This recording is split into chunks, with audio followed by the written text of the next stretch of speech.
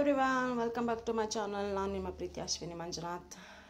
ಹೇಗಿದ್ದೀರಾ ಎಲ್ಲರೂ? I hope ಚೆನ್ನಾಗಿದ್ದೀರಾ ಅಂತ ಭಾವಿಸ್ತೇನೆ. ನಾನು ಇವತ್ತಿನ ವಿಡಿಯೋದಲ್ಲಿ ಫಟಾಫಟ್ ಅಂತ ಹೇಳ್ತಾ, ಹಂಗಂದರೆ ಏನು ಅಂತಂದರೆ ಬೇಗ ಬೇಗ ಮಾಡುವಂತಹ ರೈಸ್ ಬಾತ್ನ ನಾನು ಹೇಗೆ ಮಾಡೋದು ಅಂತ ನಾನು ಇವತ್ತು ತೋರಿಸ್ತೀನಿ. ಡಿಫ್ರೆಂಟಾಗಿ ತೋರಿಸ್ತೀನಿ. ಆಲ್ರೆಡಿ ನನ್ನ ಹಸ್ಬೆಂಡ್ ಎಲ್ಲ ರೆಡಿ ಮಾಡಿ ಇಟ್ಟು ಹೋಗಿದ್ದಾರೆ. ಇವತ್ತು ಸ್ವಲ್ಪ ಕೆಲಸ ಇದೆ, ಅದಕ್ಕೋಸ್ಕರ ನನ್ನ ಮಗನಿಗೆ ಹುಷಾರಿಲ್ಲ, ಸೊ ಹಾಸ್ಪಿಟಲ್ ಕರ್ಕೊಂಡು ಹೋಗಬೇಕು. ಅದಕ್ಕೋಸ್ಕರ ನನ್ನ ಹಸ್ಬೆಂಡ್ ಸ್ವಲ್ಪ ಹೆಲ್ಪ್ ಕೂಡ ಮಾಡಿದ್ದಾರೆ. ಇವತ್ತು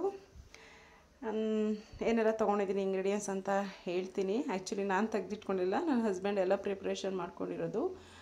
ಬಟ್ ಅವ್ರಿಗೆ ಪೇಸ್ಟ್ ಮಾಡಲಿಕ್ಕೆ ಏನೆಲ್ಲ ಹಾಕಬೇಕು ಅಂತ ಗೊತ್ತಿಲ್ಲ.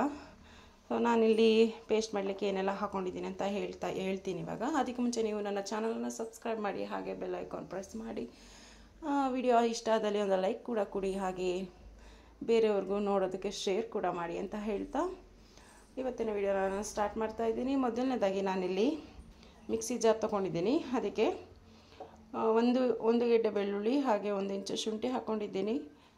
ಹಾಗೆ ಸ್ವಲ್ಪ ಕೊತ್ತಂಬರಿ ಸೊಪ್ಪು, ಸ್ವಲ್ಪ ಪುದೀನ, ಹಾಗೆ 1 ಇಂಚಷ್ಟು ಚಕ್ಕೆನ ಈ ಥರ ಪೀಸ್ ಮಾಡಿ ಹಾಕ್ಕೊಂಡಿದ್ದೀನಿ. ಹಾಗೆ ಒಂದು 7ರಿಂದ 8 ಲವಂಗ, ಮತ್ತು ಇಲ್ಲಿ ಸ್ಟಾರ್ ಆನಿಯನ್ಸ್ ಅದನ್ನು ನಾನು ಅರ್ಧದಷ್ಟು ಈ ಥರ ಕಟ್ ಮಾಡಿ ಹಾಕ್ಕೊಂಡಿದ್ದೀನಿ. ಇದಕ್ಕೆ ನಾನು ಯಾವುದೇ ರೀತಿ ಟರ್ಮರಿಕ್ ಯೂಸ್ ಮಾಡ್ತಾಯಿಲ್ಲ. ಇದನ್ನು ನಾನು ಹಾಗೆ 1-2 ಪೀಸಷ್ಟು ಈರುಳ್ಳಿನ ಆ್ಯಡ್ ಮಾಡ್ಕೊಂಡಿದ್ದೀನಿ. ಈಗ ಇದನ್ನು ಪೇಸ್ಟ್ ಮಾಡ್ಕೊಬೇಕು. ಅದಕ್ಕೂ ಮುಂಚೆ ನಾನಿಲ್ಲಿ ಸ್ವಲ್ಪ ಒಗ್ಗರಣೆಗೆ ಅಂತ ಹೇಳಿ ಸ್ವಲ್ಪ ಪುದೀನ, ಸ್ವಲ್ಪ ಕೊತ್ತಂಬರಿ, ಹಾಗೆ ಒಂದು ಹಣ್ಣು ಮೆಣಸಿನ್ಕಾಯಿ ಇದೆ ಅದೊಂದೆರಡು, ಮತ್ತು ಒಂದು ಹಸಿರು ಮೆಣಸಿನ್ಕಾಯಿ ತೊಗೊಂಡಿದ್ದೀನಿ. ಹಾಗೆ ಒಂದು ಕ್ಯಾಪ್ಸಿಕಮ್, ಹಾಗೆ ಒಂದು 3ರಷ್ಟು ಮೀಡಿಯಮ್ ಸೈಜ್ದು ಈರುಳ್ಳಿನ ಈ ಥರ ರಫಾಗಿ ಹಚ್ಕೊಂಡಿದ್ದೀನಿ. 2ರಿಂದ 3 ಹುಳಿ ಟೊಮೆಟೊ, ಹಾಗೆ ಸ್ವಲ್ಪ ಹಸಿ ಬಟಾಣಿ ತೊಗೊಂಡಿದ್ದೀನಿ.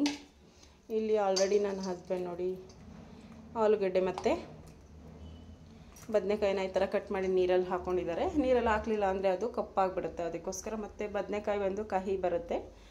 ಸೊ ಈಗ ನಾನು ನೆಕ್ಸ್ಟ್ ಇಲ್ಲಿ ಬಿಸಿನೀರನ್ನು ಇಟ್ಕೊಂಡಿದ್ದೀನಿ. ನಾನು 2 ಗ್ಲಾಸ್ ಅಕ್ಕಿನ ತೊಗೊಂಡಿದ್ದೀನಿ.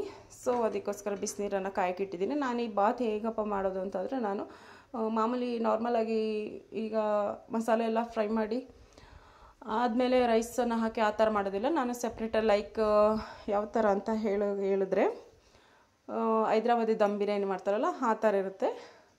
ಸೊ ಸ್ವಲ್ಪ ಮೆಥಡ್ ಚೇಂಜ್ ಅಷ್ಟೇ. ನಾನೀಗ ಮೊದಲನೇದಾಗಿ ಇದನ್ನು ಪೇಸ್ಟ್ ಮಾಡ್ಕೊಬೇಕು. ಪೇಸ್ಟ್ ಮಾಡ್ಕೊಂಬಿಡೋ ಪೇಸ್ಟ್ ಕೂಡ ರೆಡಿಯಾಗಿದೆ. ನೆಕ್ಸ್ಟು ನಾನಿಲ್ಲಿ ಕುಕ್ಕರನ್ನು ಇಟ್ಕೊಂಡಿದ್ದೀನಿ. ನೀವು ನೋಡ್ತಾ ಇರ್ಬೋದು, ಕುಕ್ಕರಲ್ಲಿ ರೈಸ್ ಹಾಕಿಟ್ಟಿದ್ದೀನಿ. ನಾನಿವಾಗ ಬಿಸಿನೀರು ಕಾಯಿಸಿದ ನೀರನ್ನು ಇದಕ್ಕೆ ಆ್ಯಡ್ ಮಾಡ್ತೀನಿ, ಯಾಕೆಂದರೆ ಬೇಗ ಬಾಯ್ಲ್ಡ್ ಆಗುತ್ತೆ. ಹಾಗೆ ಸ್ವಲ್ಪ ಉಪ್ಪನ್ನು ಇದ್ರೊಳಗಡೆ ಆ್ಯಡ್ ಮಾಡ್ಕೊಳ್ತೇನೆ, ಯಾಕೆ ಅಂತಂದರೆ ರುಚಿ ಹಿಡಿಬೇಕಲ್ಲ ರೈಸ್ಗೆ, ಅದಕ್ಕೋಸ್ಕರ ಒಂದು ಅರ್ಧ ಭಾಗದಷ್ಟು ಉಪ್ಪನ್ನು ಆ್ಯಡ್ ಮಾಡ್ತಾಯಿದ್ದೀನಿ. ಹಾಗೆ ಸ್ವಲ್ಪ ಎಣ್ಣೆ, ಒಂದು 1/4 ಟೀ ಸ್ಪೂನಷ್ಟು ಇಲ್ಲಾಂದರೆ ಅರ್ಧ ಟೀ ಸ್ಪೂನಷ್ಟು ಎಣ್ಣೆಯನ್ನು ಯೂಸ್ ಮಾಡ್ತಾಯಿದ್ದೀನಿ. ಹಾಗೆ ಇವಾಗ ಕುಕ್ಕರ್ ಕಾದಿದೆ.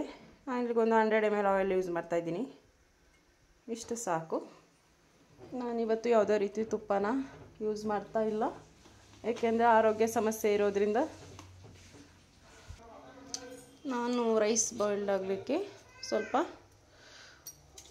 ಲೀವ್ಸ್ ಹಾಕ್ಕೊಳ್ತಾ ಇದ್ದೀನಿ, ಬೇ ಲೀವ್ಸ್ ಅಂತ ಹೇಳಿ. ಇದನ್ನು ಹಾಕೊಳ್ಳೋದ್ರಿಂದ ರೈಸ್ ಸಾಫ್ಟ್ ಆಗುತ್ತೆ, ಹಾಗೆ ಫ್ಲೇವರ್ ಕೂಡ ಚೆನ್ನಾಗಿರುತ್ತೆ. ಹಾಗೆ ಇನ್ನು ಬೇರೆ ರೀತಿ ಯಾವುದೇ ಸ್ಪೈಸಸ್ ಹಾಕ್ಕೊಳ್ತಾ ಇಲ್ಲ ನಾನು, ಇಷ್ಟೇ ಸಾಕು. ಕಲರ್ ಕೂಡ ನಾನು ಆ್ಯಡ್ ಮಾಡಿಲ್ಲ. ಇದಕ್ಕೂ ಸ್ವಲ್ಪ ನಾನು ಪಲಾವ್ ಎಲೆ ಹಾಕ್ಕೊಳ್ತಾ ಇದ್ದೀನಿ. ಹಾಗೆ ಹಸಿಮೆಣಸಿನಕಾಯಿ, ನೆಕ್ಸ್ಟ್ ಈರುಳ್ಳಿ. ಇದು ಗೋಲ್ಡನ್ ಬ್ರೌನ್ ಕಲರ್ ಸ್ವಲ್ಪ ಲೈಟಾಗಿ ಬರಬೇಕು. ಗೋಲ್ಡನ್ ಬ್ರೌನ್ ಕಲರ್ ಬಂದಿದೆ. ನೆಕ್ಸ್ಟು ನಾನು ಕ್ಯಾಪ್ಸಿಕಮ್ ಆ್ಯಡ್ ಮಾಡ್ಕೊಳ್ತಾ ಇದ್ದೀನಿ. ಹಾಗೆ ಜೊತೆಯಲ್ಲೇ ಪುದೀನ ಕೂಡ ಆ್ಯಡ್ ಮಾಡ್ತಾಯಿದ್ದೀನಿ. ಇದನ್ನು ನೀಟಾಗಿ ಫ್ರೈ ಮಾಡ್ಕೊಬೇಕು, ರಾ ಸ್ಮೆಲ್ ಹೋಗೋವರೆಗೂ ಫ್ರೈ ಮಾಡ್ಕೊಬೇಕು ಇದನ್ನು.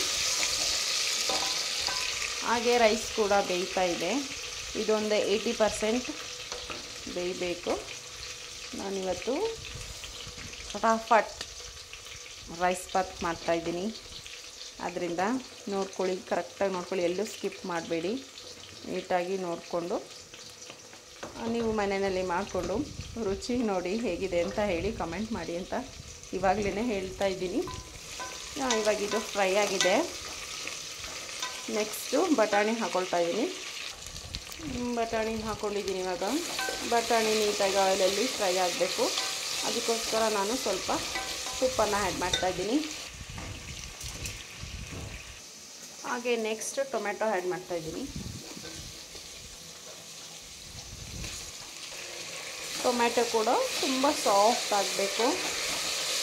ಅದಕ್ಕೋಸ್ಕರ ನಾನು ಮುಂಚೆನೇ ಉಪ್ಪನ್ನು ಹಾಕ್ಕೊಂಡಿದ್ದೆ. ಆ ಉಪ್ಪಿನ ಒಂದು ಇದರಲ್ಲೇ ಬೇಗ ಸಾಫ್ಟ್ ಆಗುತ್ತೆ. ನಾನು ಇವಾಗ ಲಿಡ್ನ ಕ್ಲೋಸ್ ಮಾಡಿ ಫ್ರೈ ಮಾಡ್ಕೊಳ್ತಾ ಇದ್ದೀನಿ.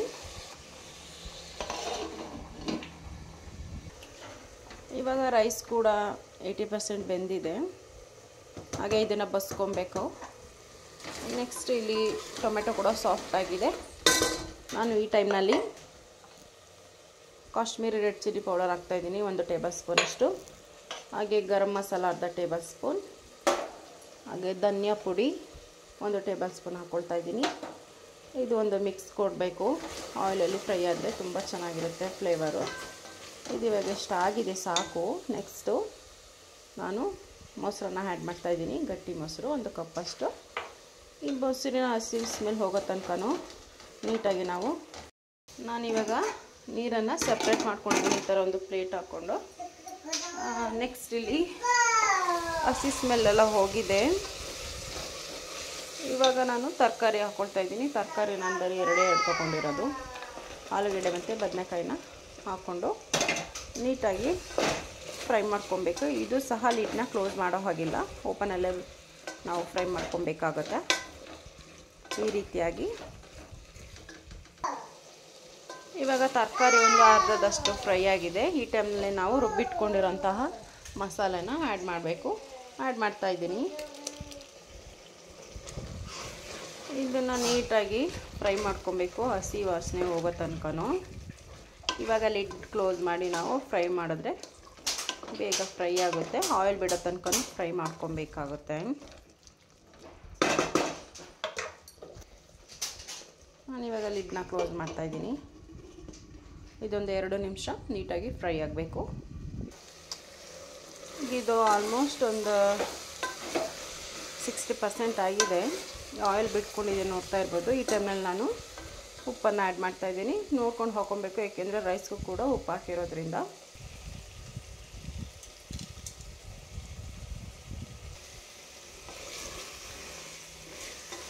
ನೋಡಿ ಕಲರ್ ಎಷ್ಟು ಚೆನ್ನಾಗಿ ಕಾಣಿಸ್ತಾ ಇದೆ, ತುಂಬ ಚೆನ್ನಾಗಿದೆ ಕಲರ್ ಕೂಡ. ಹಾಗೆ ಆಯಿಲ್ ಕೂಡ ಬಿಟ್ಕೊಂಡಿದೆ. ನಾನು ಇದಕ್ಕೆ ಸ್ವಲ್ಪ ನೀರನ್ನು ಆ್ಯಡ್ ಮಾಡ್ತೇನೆ. ಒಂದು ಅರ್ಧ ಗ್ಲಾಸ್ ಹಾಕ್ತೀನಿ ನಾನು ಇದರಲ್ಲಿ, ಪೂರ್ತಿ ಹಾಕಿಲ್ಲ, ಅರ್ಧ. ಏಕೆಂದರೆ ತರಕಾರಿ ಇನ್ನೂ ಸ್ವಲ್ಪ ಬೇಯಬೇಕು, ಅದಕ್ಕೋಸ್ಕರ. ಹಾಗೆ ಇದನ್ನು ನೀಟಾಗಿ ನಾವು ಮಿಕ್ಸ್ ಮಾಡ್ಕೋಬೇಕಾಗುತ್ತೆ. ಈ ರೀತಿಯಾಗಿ. ನನಗೆ ಟೆನ್ಷನ್ ಇದೆ ಫ್ರೆಂಡ್ಸ್, ಆದರೂ ನಾನು ಈ ವಿಡಿಯೋ ಮಾಡಬೇಕು ಅಂತ ಮಾಡ್ತಾಯಿದ್ದೀನಿ. ಅಡ್ಜಸ್ಟ್ ಮಾಡ್ಕೊಳ್ಳಿ. ನಾನಿವಾಗ ರೈಸನ್ನು ಹಾಕ್ಕೊಳ್ತಾ ಇದ್ದೀನಿ ಎಲ್ಲವನ್ನು.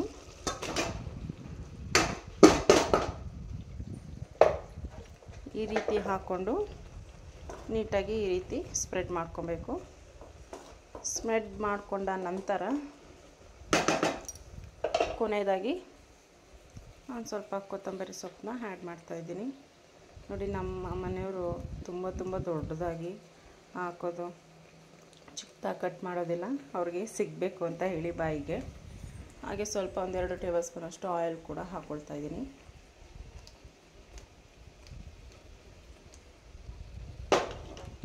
ಇವಾಗ ಇದನ್ನು ದಮ್ಮಿಗಿಡಬೇಕು. ಒಂದು 10 ನಿಮಿಷನಾದರೂ ದಮ್ಮು ಆಗಬೇಕು ಇದರಲ್ಲಿ. ನಾನು ಈ ರೀತಿಯಾಗಿ ಒಂದು ಪ್ಲೇಟನ್ನು ಮುಚ್ಚಿ ಭಾರವಾಗಿರೋದೊಂದು ಪಾತ್ರೆಯನ್ನು ಮಾಡಿ ಫ್ಲೇಮ್ನ ಕೂಡ ಮೀಡಿಯಮ್ ಫ್ಲೇಮಲ್ಲಿ ಇಟ್ಕೊಳ್ತಾ ಇದ್ದೀನಿ.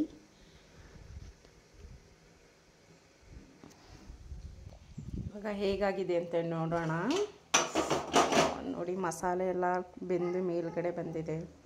ಈಗ ಆಲ್ರೆಡಿ ಬೆಂದಿದೆ, ನೀವು ನೋಡ್ಬೋದು. ಇಲ್ಲಿ ಈ ಥರ ಮಾಡಿದರೆ ರೈಸು ಬಾಯ್ಲ್ಡ್ ಆಗಿದೆ. ನೆಕ್ಸ್ಟ್ ನಾನು ಗ್ಯಾಸ್ ಸ್ಟವ್ನ ಆಫ್ ಮಾಡ್ಕೊಳ್ತಾ ಇದ್ದೀನಿ. ಈಗ ನಿಮಗೆ ತೋರಿಸ್ತೀನಿ ಹೇಗಿದೆ ಅಂತ ಹೇಳಿ. ನೋಡಿ, ಈ ರೀತಿ ಇದೆ. ತುಂಬ ಘಮ ಘಮ ಅಂತಿದೆ. ನನ್ನ ಮಗಳು ಜಸ್ಟ್ ಬಂದು ಅಮ್ಮ ನೀನು ಬಾತ್ ಮಾಡ್ತಾಯಿದ್ದೀಯಾ, ಬೇರೆ ಥರ ಬಾತ್ ಮಾಡ್ತಾಯಿದ್ದೀಯಾ ಅಂತ ಕೇಳ್ತಾಯಿತ್ತು. ಸೊ ಹೌದು ಮಗಳೇ, ನಾನು ಬೇರೆ ರೀತಿಯೇ ಬಾತ್ ಮಾಡ್ತಾಯಿದ್ದೀನಿ ಅಂತ ಹೇಳಿದ್ದೀನಿ. ನಾನಿವಾಗ ಒಂದು ಪ್ಲೇಟ್ಗೆ ಸರ್ವ್ ಮಾಡ್ಕೊಳ್ತಾ ಇದ್ದೀನಿ.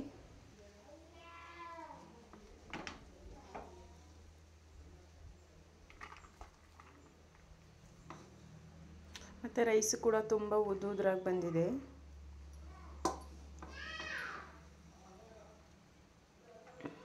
ನೋಡ್ತಾ ಇರ್ಬೋದು. ನಾನು ಈ ವಿಡಿಯೋ ಇಷ್ಟ ಆಗಿದೆ ಅಂತ ಭಾವಿಸ್ತೇನೆ. ನೆಕ್ಸ್ಟ್ ವಿಡಿಯೋದಲ್ಲಿ ಸಿಗ್ತೀನಿ ಫ್ರೆಂಡ್ಸ್. ಅಲ್ಲಿ ತನಕ ಟೇಕ್ ಕೇರ್, ಬಾಯ್ ಬಾಯ್.